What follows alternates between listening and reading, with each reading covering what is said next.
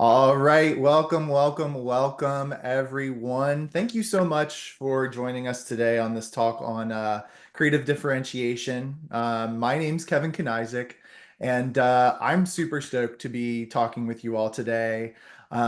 So, just a little bit about me, if you don't know me already.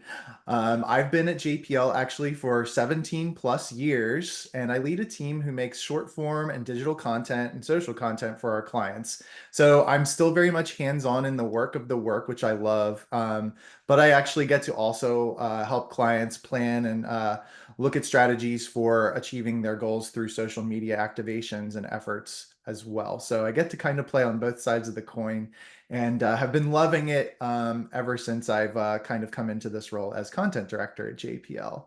If you're new to JPL, just a little bit about us. We're a full service marketing agency with 100 team members, and we've been around for quite a while. 35 years we've been creating content for national and global brands, and we handle everything from research and strategy to planning and production. And so a lot of stuff going on at JPL. You see our specialties there, and yeah, we've been in cranking since 1989. So definitely exciting time to be making content, talking about this topic of creative differentiation. So yeah, let's kind of preview what we're going to talk about today. So over the next 45 or so minutes, we're going to dive into how you can transform your brand with creative differentiation and how you can really build authentic connections by doing so. Also, talking about trends and being able to harness those, and kind of being able to break through a little bit of the noise that's out there right now that everybody, has to continuously fight against and through to make sure that your brand's being heard. And then also some actionable strategies that you can take to potentially use to make your brand stand out in a really, really crowded marketplace. So today, before we begin, I wanted to give you a few housekeeping items before we, get into the fun stuff. So um, just know that this session is going to be recorded. So if there are any colleagues or friends or other folks that you think that this might be, relevant for, it will definitely be available on our site afterwards. We will be having a short amount of time at the end of the pres to talk Q&A. So if you want to ask a question, please use the Q&A function. We'll address those questions at the end as long as we have time for them. And obviously, you can reach out to me or my colleague Jess, who's going to be fielding those questions. Jess is our marketing director. She's in the background. She's going to pop on at the end to help us go through the questions as well. And also, if you just have any general comments or just want to shout out to folks on the call, please use the chat. We'd love to hear from you. All right, so let's dive in. All right, so creative differentiation is really how brands stand out in the marketplace, right? It's a pretty broad bucket that we're talking about here. And yeah, I mean, really what kind of brought this topic to mind is sort of the pendulum really shifting, a few years ago to the performance marketing side of, just general outreach to consumers. Performance marketing became a huge focus for our industry because we had so much data and so much ability to really kind of hone in and target individuals that performance made a lot of sense. However, the pendulum we've seen sort of shifting. We're back toward the middle now. Unfortunately, with performance marketing, a lot of brands and a lot of folks that were using that lever or pulling that lever left behind a really crucial part of marketing, which is telling your brand story. Really just kind of high funnel messaging around, who your brand is, what your point of view is. And yeah, we're coming back to the center because of a number of reasons I'm going to go through. But, it's been documented. I just heard yesterday from someone who's attending Adweek New York that brand marketing's outperforming performance marketing almost 80% of the time. That's a huge kind of reason right now why a lot of folks are paying attention to this kind of paradigm shift back to center or even maybe even more towards brand at this point.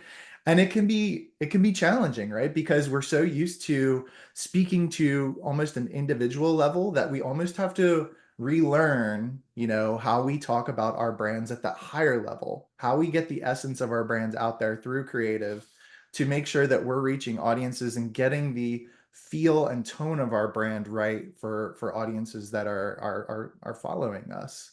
And it can be challenging, right? It takes a really strong look inside your brand and definitely some research to make sure that you're on the right track. The great news is at this point, um, we have a big opportunity. We have channels, right, that we are maybe across, or maybe we're playing in different ones or different buckets. But these channels are giving us an opportunity to reinvent our brand at a channel level, which is a different mindset than it was, say, 5 or 6 years ago, when it was more of an omni-channel approach where we have the core kind of essence of the brand and spokes come off of it. We are now looking at channels as almost kind of this like multi-channel approach where you can be a different sort of tone on, say, a Meta, a Facebook, than you are on TikTok. And that wasn't always the case, right? That's a newer kind of development in the past several years that is still, giving people a little bit of heartburn, a little bit of like headache over of how to do that. So let's talk about it. I mean, there's a lot of shift from a platform level to really nod to this, overarching move toward recognizing brand messaging and creative as kind of the forefront of what should be kind of coming first. For instance, right now, if you start with TikTok's ad manager and you go in through just get started mode, which is kind of like the basic user interface, you might be surprised it doesn't hit you with the typical like audience targeting questions at the front of it. It's actually going straight into, what do you want to test?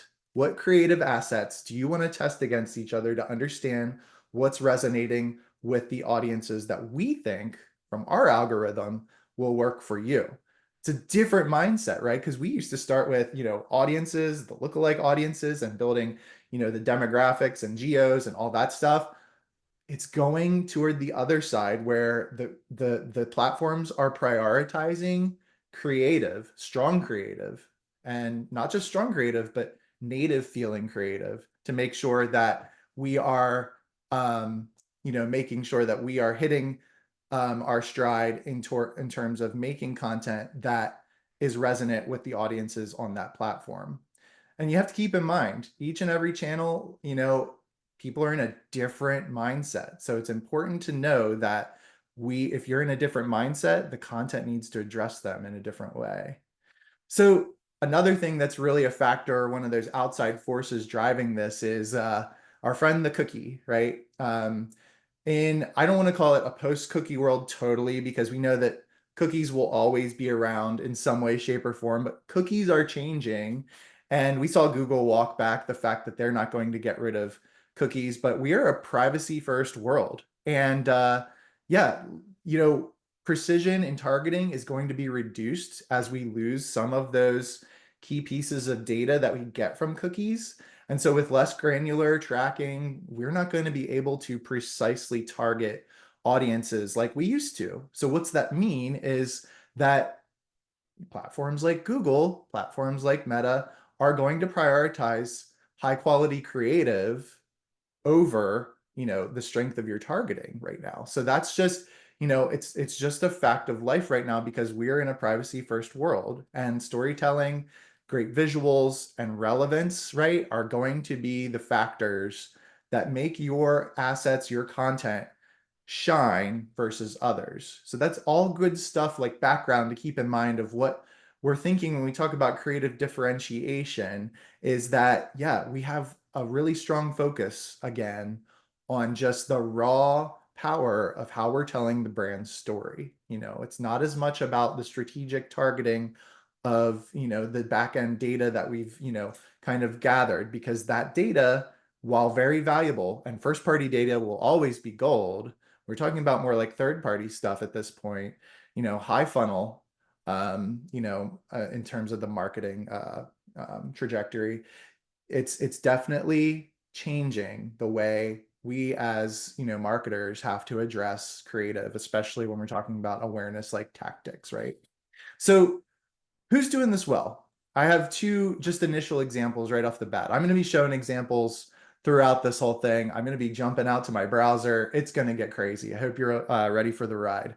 But who's doing this well right now? Duolingo, I think, is absolutely killing this because Duolingo absolutely embodies their approach. They own their strategy. Their strategy makes sure that lightheartedness and a humor, which we're going to talk about actually in a couple of slides. Humor is embedded into their strategy. And yeah, they're not selling on their organic channels, right? They run ads just like any other platform does or any other brand does. But when we talk about pure organic form of content, it's not selling. They are there for the bit of levity and escape from your day to day, allowing you, because they're a learning platform, to take a break, have some fun, and learn. Where on the other side, B2B company, a software as a service company, HubSpot, is leaning into human truths to bring their brand to life. You see two different kind of examples here from them. And who cannot, as a marketer, who cannot relate to the one on the left, right, from HubSpot, right? It's definitely, the type of marketing that is tapping into us, their audience, right? Marketer, we're HubSpot's audience, let's be real. To evoke emotion, evoke a response, and yeah, it can resonate with people like you and me. And they're really doing a great job of embodying that throughout all of their social platforms. So I'm going to dive into two other examples real quick. And I thought this was interesting because when you think about emerging brands, I like to think a lot of brands that are emerging are small, have a lot of room to kind of swing above their weight, right? They're punching above their weight and really able to go out there, take some risks, and just try to make a splash. And a lot of brands that are in the emerging category are doing that. But Painter Jacket Company, I think, is really interesting because they're not, swinging outside their lane. They have a very, very strategic and kind of unique approach for their industry and for their size to their social. Specifically, they're not doing anything trendy. They are not doing anything crazy or wild or unhinged. They are very much grounded in their strategic message, which is really kind of like anti-fast casual without saying so. Kind of, tapping into people's want to be more sustainable and not have to throw away, or recycle their clothes after only wearing them a few times. Hitting those emotional heartstrings is what's working for them. And it's one of those ways that I think an emerging brand can stand out from the loud noise of other emerging brands just going at it, going bananas, trend crazy, very, very unhinged messaging. Painter Jacket Company kind of staying true, very core, and very centric to their message, which is just that message on the left: longevity shouldn't be a luxury.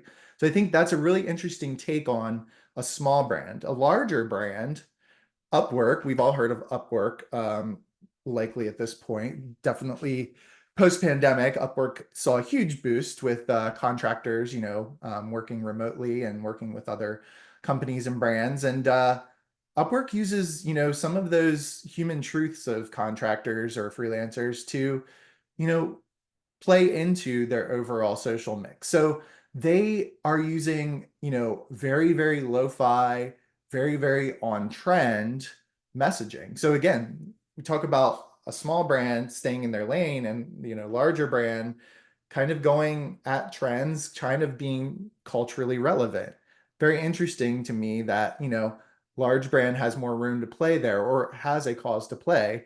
And I definitely think that Upwork's doing a great job of just tapping into those universal truths of, freelance contractors. That's their core audience. Obviously, companies are more of a secondary audience for them to make sure that like we're able to hire freelancers and contractors, but their core audience is the freelancers themselves. And you see, why did you start freelancing after all those years at one company? 46 minutes later, they've explained it. So it's just like so much to unpack for that audience, and really, really great at tapping into trends. You see Brat Summer there on the right, born to be a 365 party girl, but we're forced to live in the Outlook universe. So I think great stuff has been coming from Upwork. Two examples right there of how big brands don't necessarily need to be conservative brands, and small brands, for the matter, do not necessarily need to be, kind of just swinging for the fences all the time. It's two great examples of how, if you have a good core strategy of how you're going to go to market and how you're going to bring your voice through the different channels that you have in front of you, a great way to leverage those channels in a way that resonates with your audience.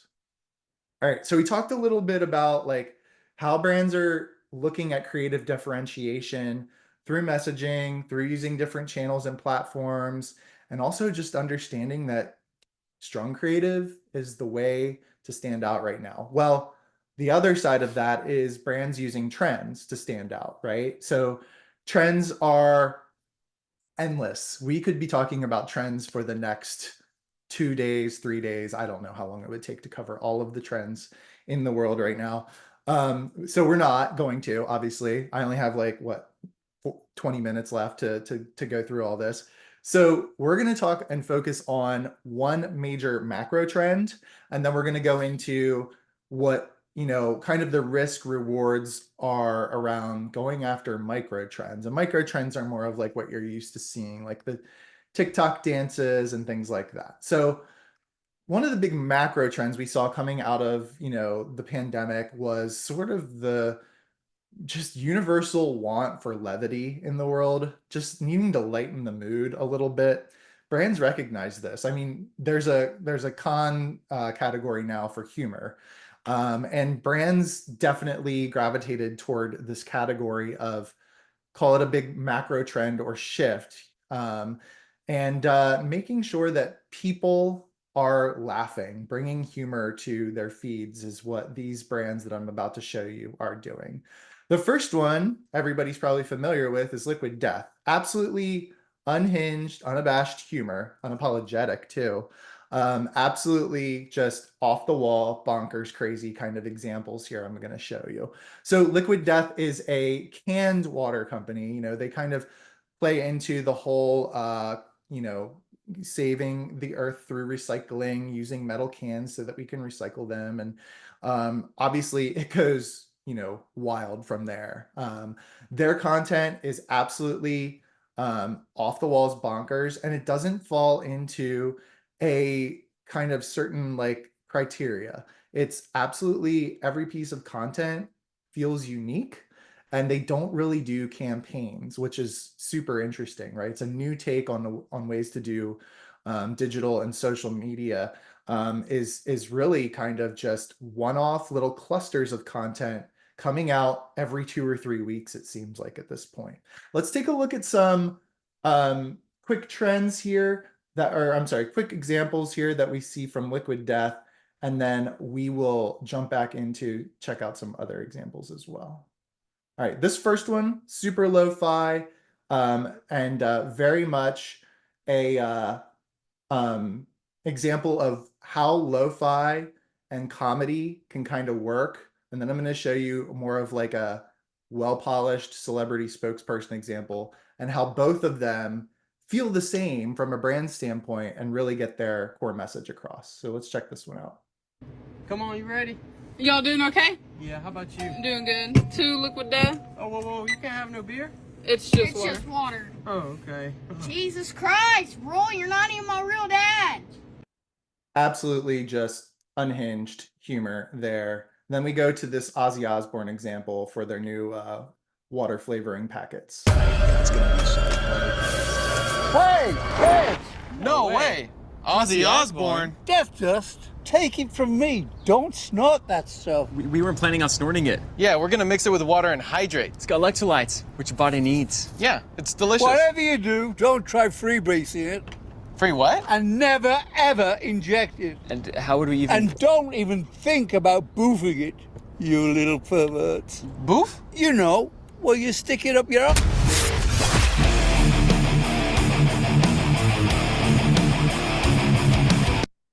like I said, absolutely unhinged. And what's really amazing about the whole thing is that it's working really, really well for them. They are claim again to not even be doing that much paid media because their organic content is performing at such a high potential and high virality that, paid is part of the equation, but a very much smaller part of the equation compared to other, companies in that vertical. Switching gears to a different type of humor, Tinder is absolutely killing it right now with one of their more recent campaigns called It Starts With a Swipe. So this actually takes the insight of just, again, those human-based truths that happen in the dating scene. When you are texting or chatting back and forth with a potential date, what happens when you make a typo? What happens when you misspeak or say something that you didn't mean to say, but it goes through anyway and the other person saw it? Really leaning into kind of like, I like to say it's like kind of like what The Office did with humor, really just kind of expounding on those awkward moments in life to make you kind of a little bit uneasy, but also chuckle a little bit too, because you can relate to it. So let's check out what they've been doing. This is their actual like TVC or commercial. And I thought it was really cool. It was really well done.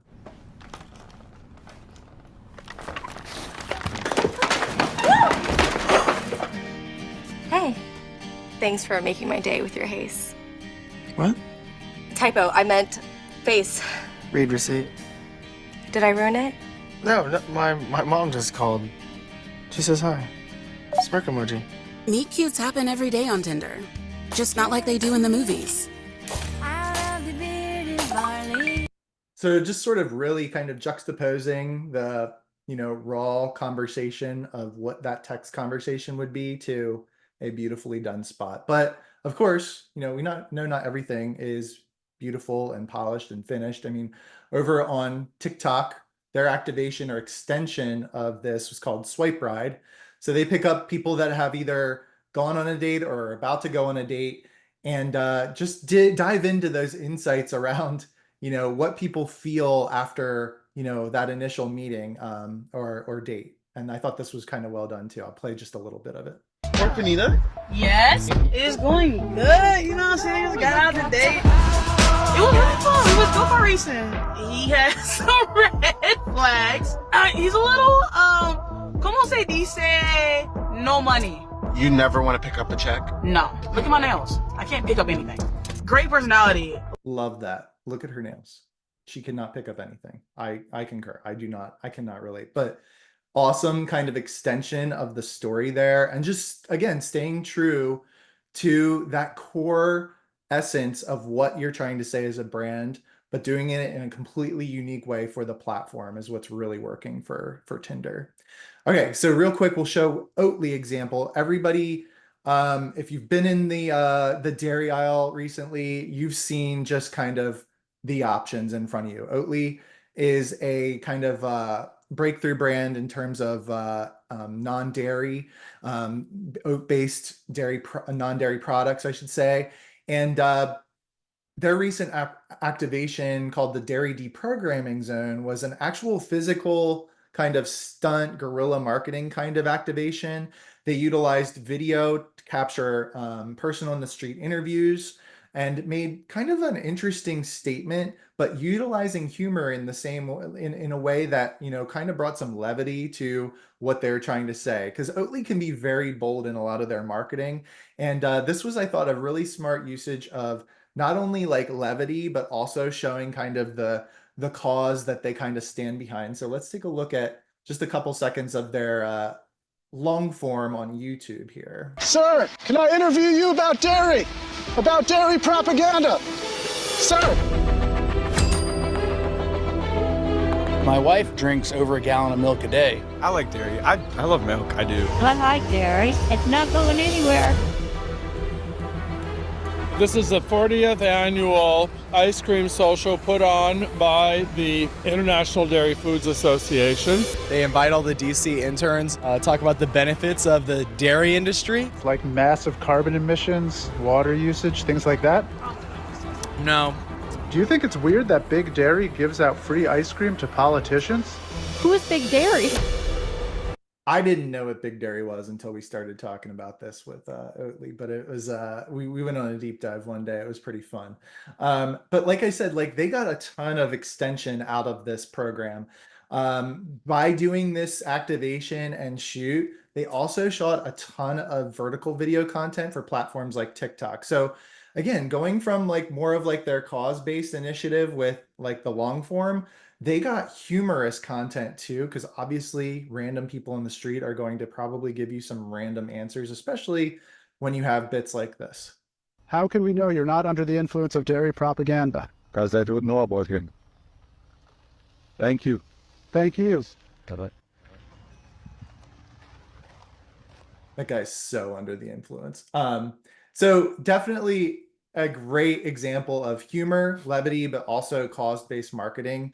And I really wanted to kind of show that off because I think they're doing a great job with this and other campaigns. They're really finding a way in a very crowded space to break through with their creative. And that's you know, kind of what we're trying to hit today, right? All right, so let's talk about micro trends. We talked a little bit about how we could go on and on about micro trends and kind of the things that are popping up one week and going away the next. So trends are something that we often go to when we think about social media, and they're absolutely great tools to pull if you're prepared and well kind of you know, equipped to handle. There's a lot of reward at the end of the day for brands that want to jump into culturally relevant conversations. However, doing it wrong can be risky if you're not prepared, if you're not equipped. So let's dive in. How do we look at trends and how do we think about trends that are happening around you know, culture in general right now? Well, there's a lot of tools at our fingertips nowadays, which is the good news, right? The different platforms that we are on, TikTok, and I'm going to show Pinterest, and obviously Google Trends has been around for a very long time.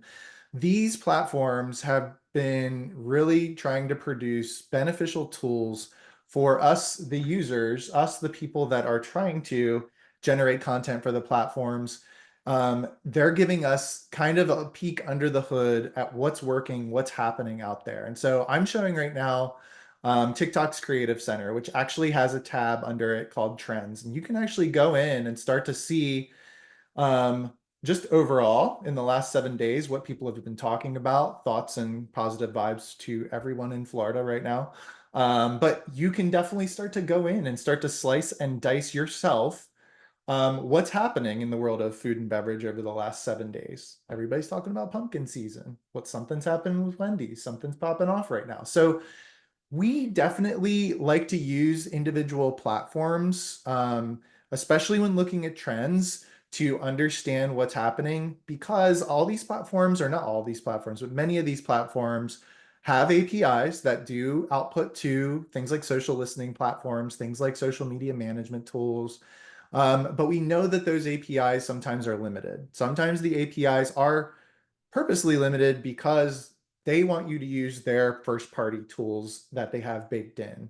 A lot of times, you know, the data that we get out of an API and put into a social listening tool, it's really good for like big picture, big shift kind of monitoring and looking and listening. However, if we want to hone in on a specific trend, say we identify something in social listening, we always kind of check through the different platforms that could potentially be housing this trend or where the trend might be growing from. So, you know, there's different categories under each platform. I'm on TikTok right now, and you can actually, it's really helpful because you can, within all these, go and see actual examples of the content that is peaking as well.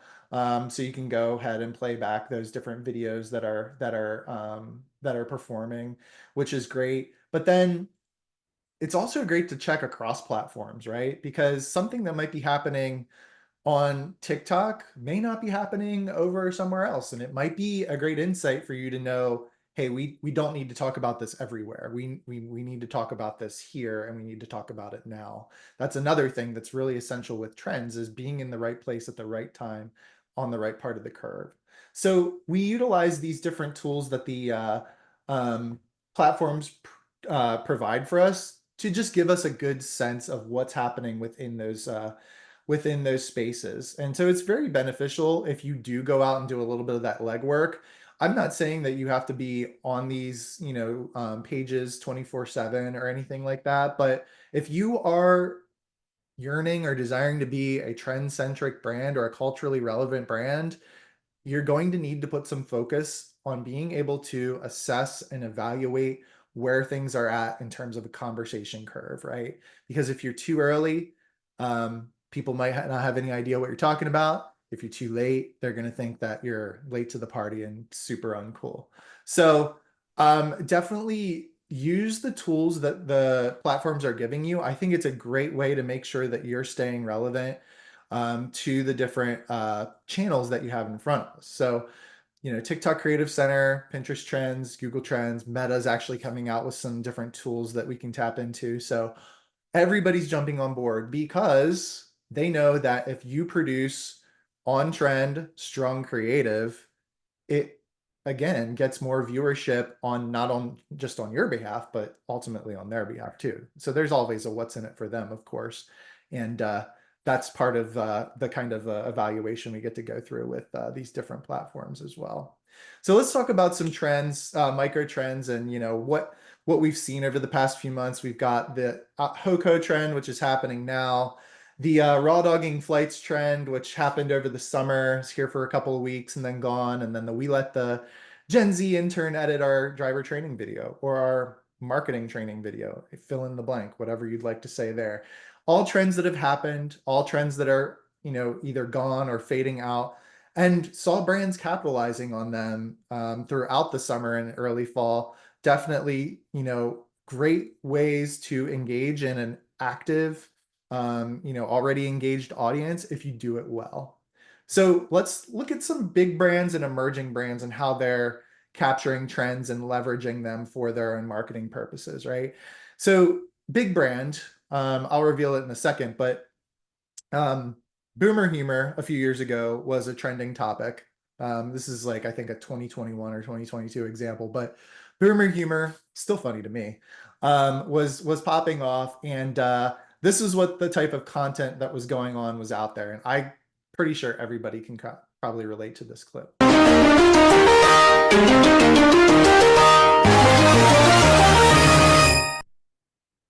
Everybody knows that person in their office that doesn't turn their ringer off, right? So Chipotle actually jumped on board and saw this meme. So this meme behind this lady right here was a meme that started to get legs under the boomer trend.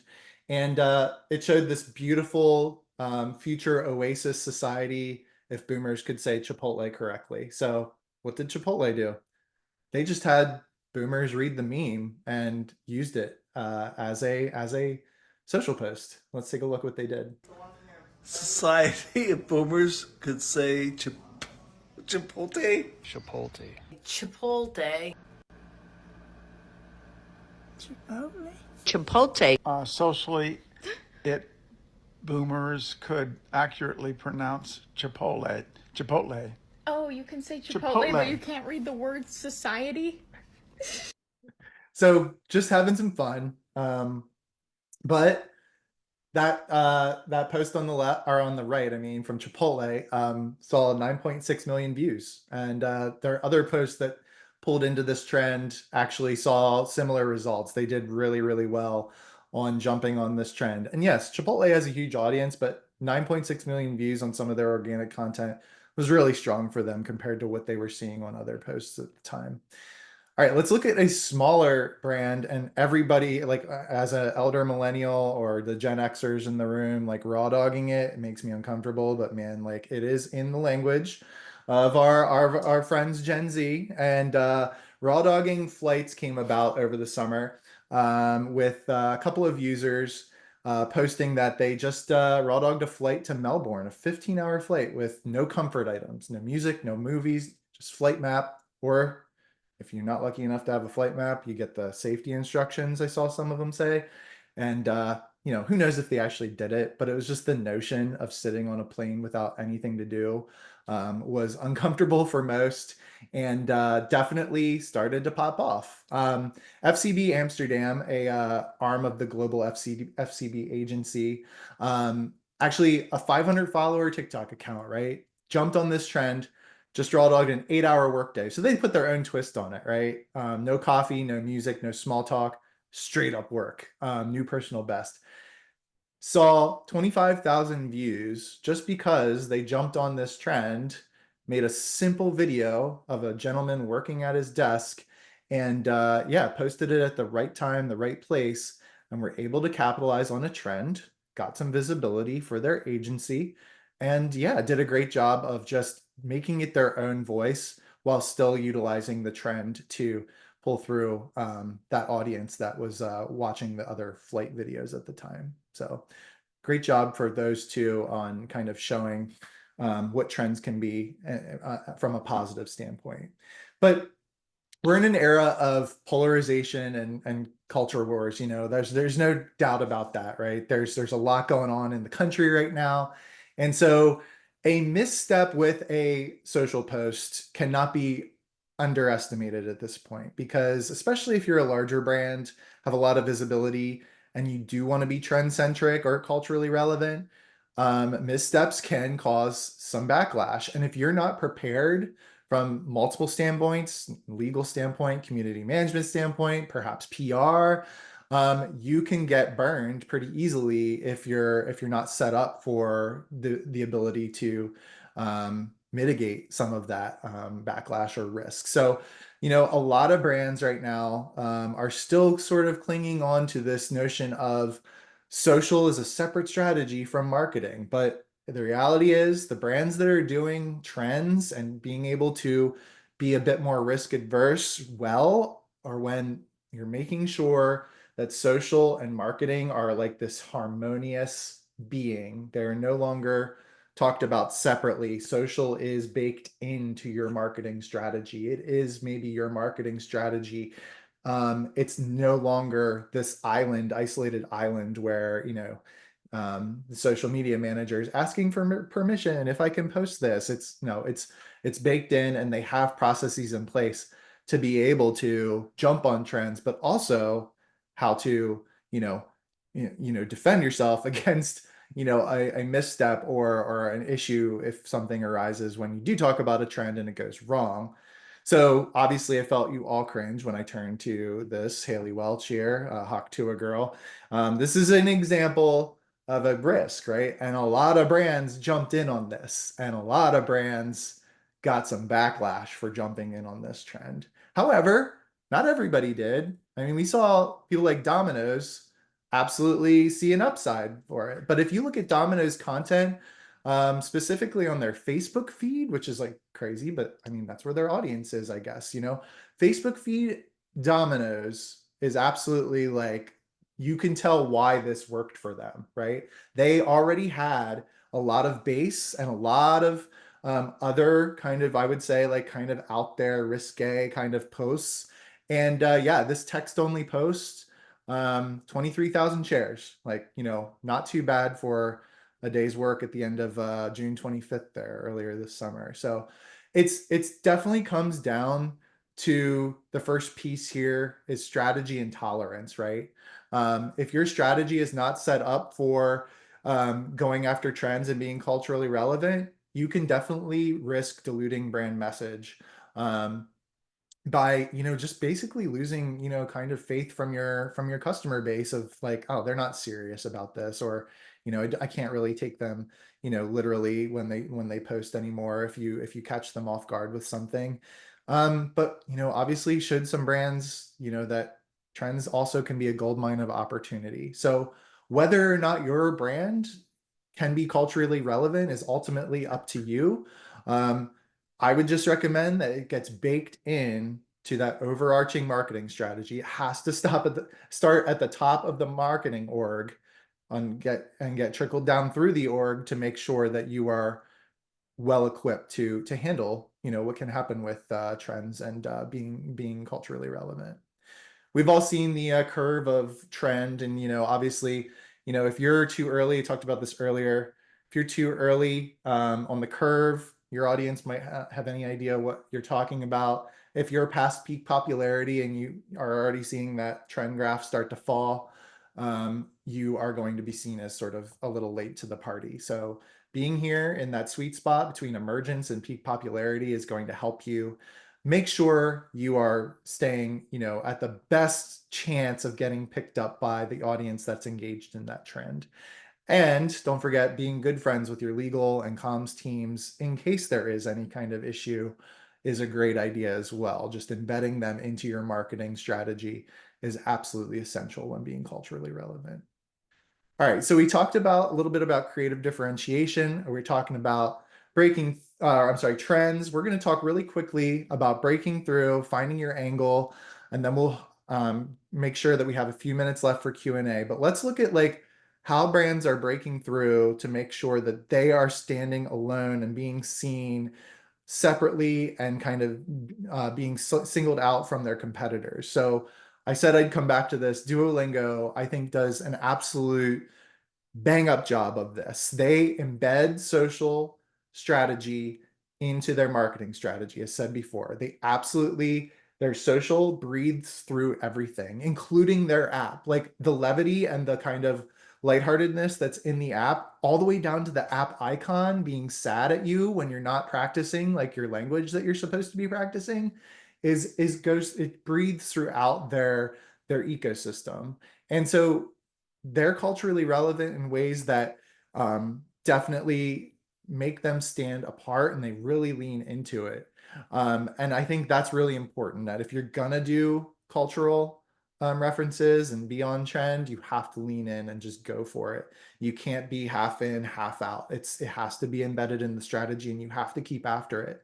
So definitely making sure also when to call out for Duolingo that they're addressing their audience where they are on what platform they're absorbing the content on. So you're seeing two different examples in case you needed a sign, and who roasted and ate the Duolingo bird. Two different platform examples, but both breathing from kind of the same lungs, right? They're saying that, you definitely should address your audience right where they are. And I think that's what's great about what Duolingo is doing out there right now. I think also something to consider is how you make it. Ways to stand apart from your competitors. Yeah, you have to figure out how this content's going to get created. So look at what they're doing, right? Look at what your competitive set is doing. And I'm not saying you have to do the opposite, but you don't want to mimic it either. Some things that brands are really jumping on, it's really important to take note of, is the lo-fi kind of side of things. Lo-fi video, specifically vertical video, is super, super hot right now. No more do you have to set up a huge production to capture some of this content. Not saying that there's a time or place for that, because there is.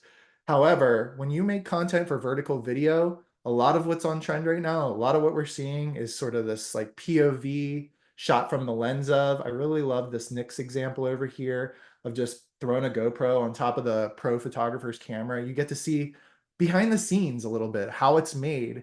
You're getting a peek behind the curtain, and that's what's really cool right now about some of the video content we're seeing on TikTok and Reels. It's just kind of seeing some of that rawness, realness. There's mistakes. It's all okay.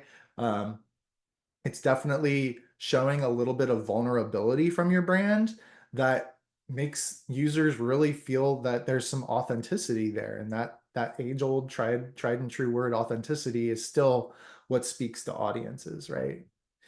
Also, one of the other things that's working really well for brands is utilizing on-camera hosts, but they're not the on-camera hosts of the past. Love you, Pat Sajak, miss you, Alex Trebek, but these are real people. These are people not in suits. They're not,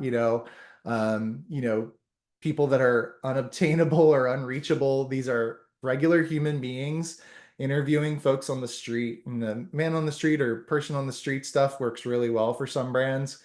We looked at some Oatly examples earlier. I mean, they're absolutely killing it with that campaign. The on-camera host or on-camera personality is working for some brands and helping brands use someone from inside, giving them a voice, but also making sure that there is that human to human connection on camera that does, kind of go a long way when we're talking about telling a story and giving some authenticity to a brand. So you will not know right away if your strategy is working. You're going to have to create that strategy. You're going to have to make some stuff, measure it, iterate off of it. And honestly, if a shift is needed, you have to shift. We are in an age where shifts are okay. We don't have to wait a year to shift to the next thing. We see Liquid Death doing it successfully. I know they're out there. I know they feel a little bit like an anomaly. However, if a shift is needed, shift. Your strategy should always be kind of the North Star and have some flexibility in there to be able to shift around. And, also not every brand is going to need or want to be culturally relevant, and that's okay. Like, you do not have to reach out and, try to be on trend all the time or at all. I mean, we saw the painter jacket company example, clothing company example. They are not at all chasing trends. They are absolutely staying in their lane and absolutely doing a great job, seeing some great engagement on their posts from just being true to their strategy. So before we wrap up, before we go to Q&A, just wanted to reiterate, make sure your brand is defined across all the social channels that you play on. You no longer can just define your brand and say, oh, just trickle down to Meta and, this is how we talk on Reels and TikTok. It's all going to be fine, if we have this like big, kind of statement at the top. Every single channel and platform and every single lever within those platforms. So for example, Instagram, stories, feed, and reels need to be defined of how you're going to bring your content to market there. Or else you could lose your audience in terms of like what you're doing there. Their mindset might be different from what you're putting out there. So make sure you understand the mindset, make sure you understand the platform and its UI and how it works before you start creating for those different tactics. Harnessing the power of trends can be really powerful. We talked about, some of those brands that are doing it well. Use your brand and marketing strategy as the guidepost for how you want to play into cultural relevance. And it's okay, like I said, to not be on the trend train. And then finally, create a strategy that's attainable for you. It has to be effective, but also unique. And so if that means shooting some stuff vertically with your phone and testing it out, great, test and iterate off that. But make sure you're failing fast and forward. Keep making, keep creating, and keep testing, because we are in that world now. That is it. Like, that is the name of the game, is continuously testing and iterating and not just waiting for, some light bulb to go off. It's all about iteration and pushing forward. And at the end of the day, this is the true statement, right? If you tell a good story, if you're being true to yourself, you're absolutely going to be A-okay and just fine. So thank you so much. I'm going to open it up now. I know it went a couple minutes longer than I wanted to, but lots of good stuff there. Hope some questions are coming in. Hi, Jess. Welcome to the show. Hi, Kevin. Hi, everyone. Yeah, so I'm the marketing director here at JPL, and there are a few questions here for you, Kevin, so hopefully we can fit them in before we're out of time. Sure. First one is, I work with a pretty traditional team that are a bit risk adverse. Any advice on how we can kind of get everyone thinking more creatively? Yes. So I think on that kind of note, I think it's really important. It all depends on the team size, right? I know some marketing organizations can be 100 people, right? Or more. Some marketing teams could be, 5 people. If you have a small to mid-sized team, I think being able to have open conversations with your leaders are essential. Like, if you can make sure that you present some of the facts behind being able to be a little bit more risque. I'm not saying, obviously go do Haley Welch stuff or anything, but if you can be a little bit further out in terms of what your social content is on, say, an emerging platform or an emerging channel like Reels, you may see some benefit to that because you don't know if that person at the top, your CMO or your marketing director, you may not know exactly how they feel. You may not have face-to-face with them all the time. But I think trying to encourage an openness in the culture of your marketing org is going to be essential to being able to do more of that sort of like, again, not crazy stuff, not liquid death, but just doing something a little bit out of your norm.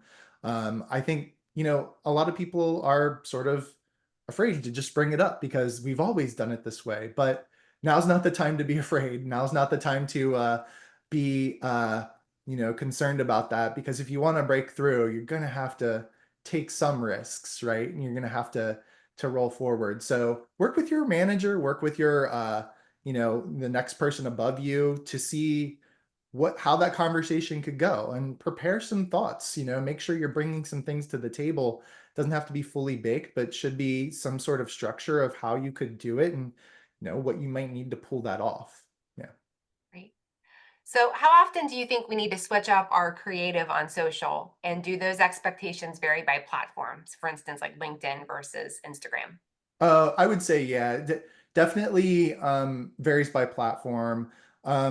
And it's also a little bit brand and vertical dependent too. But I would say, you see brands typically switching creative, directions. It's really hard to say. I mean, like I said, Liquid Death changes their stuff every 2 or 3 weeks. They're not a normal brand, right? We know that. We recognize that, they can be kind of like we can look up to them, but I would say not more than every few months, that you should definitely be not letting it go more than a couple of months, 2 to 3 months, till you start to think about what's next, what can we iterate, what can we create that is going to change, sort of the just the viewership of what we're doing on that channel. So again, it's very dependent on a channel to channel basis, and also, who you're talking to, your audiences and stuff like that. But it's not waiting a year. Let's just say that, right? Right. Yeah, and we just have one more here. I always feel like we're considering trends just as they're dying out. How can we spot the next thing that's right for us before everyone else does, and get ahead of the curve? It takes work, right? It's by no means it's by no means a secondary job. It does become, if you become, like I said, embedded, if trends and culture become embedded into your strategy, then it does become a conversation around, okay, who owns that, right? And so being able to carve out time every day to be looking and listening, like I said, it's not all day. It might be 45 minutes of digging or 30 minutes of digging, but it is every day. It can't be once a week, or yeah, you will not be seeing trends that are happening before